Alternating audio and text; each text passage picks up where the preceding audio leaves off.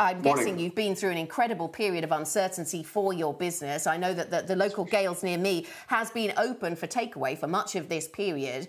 Give us your state of play at the moment. How open or closed are you as a business at this point? Well, we have a wholesale and a retail business, so we serve chefs. That's how we started 30 years ago.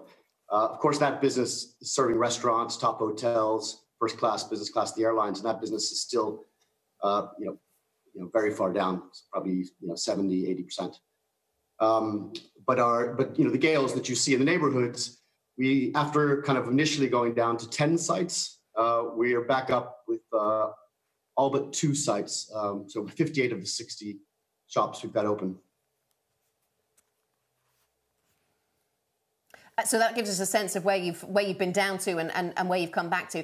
Tom, what difference does it make for a business like yours? The new rules that we're hearing are going to be announced later on today, mandatory to wear face coverings in shops. I suppose that might lead to some initial confusion as to how you define a shop versus a cafe or a restaurant. So, what's your take on this?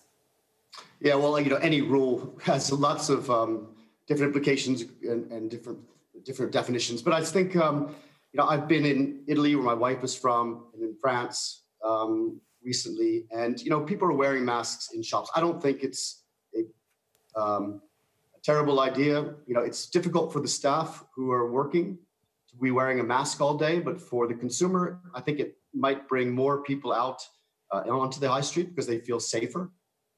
It's not that inconvenient. I know we're not used to using them in the UK. It seems an odd time, since we've already gone probably past the worst to be using them, but I think it's not. I think it could potentially help the retail.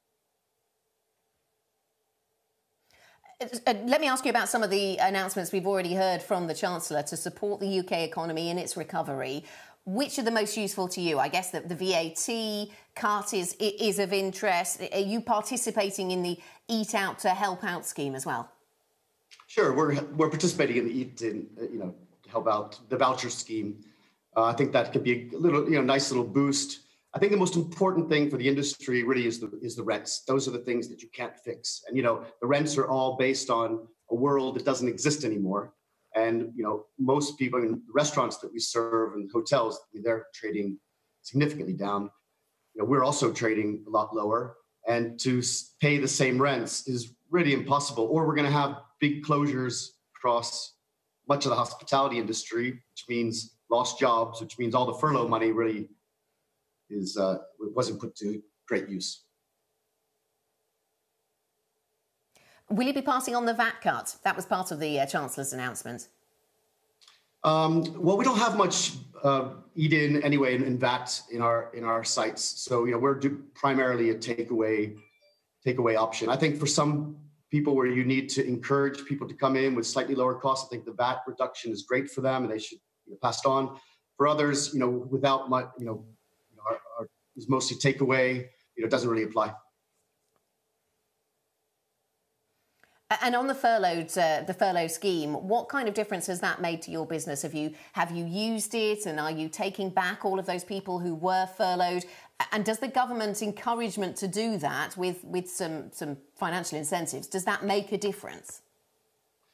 Yes, I think the furlough program was absolutely needed and really critical at the beginning, and it needed to be extended a little bit. What we're all faced with now is really the uncertainty of what's going to happen in next 3 months, 6 months. And how many people will need? So how many customers will have? How much employment can our business sustain? So hopefully we welcome everybody back. We've had up to 50% of the people on furlough, sometimes a little bit more, and we're bringing people back. I think it is right to tail it off, and I think hopefully we go back to the kind of full employment picture that we had. But I guess it will take probably 6 months or a year, something like that, to kind of get back to kind of demand that we had. So then, and I was going to ask you about long-term. Yeah, I was going to ask you about long-term strategy, whether the virus has impacted on your long-term strategy, or is it just too early to say? Yeah, I think it's too early to say. We do long fermentation bread. You think we can do long forecasting, but we can't. We're in the same position as everybody else. It's highly uncertain. We're doing our best to work with our skilled labor force, all these craftspeople, to keep them employed. That's been easier and more clear. But some of the service people, we need to figure out how we, what the world looks like going forward. They're tough calls in a very uncertain time, and I think you just have to kind of hold on.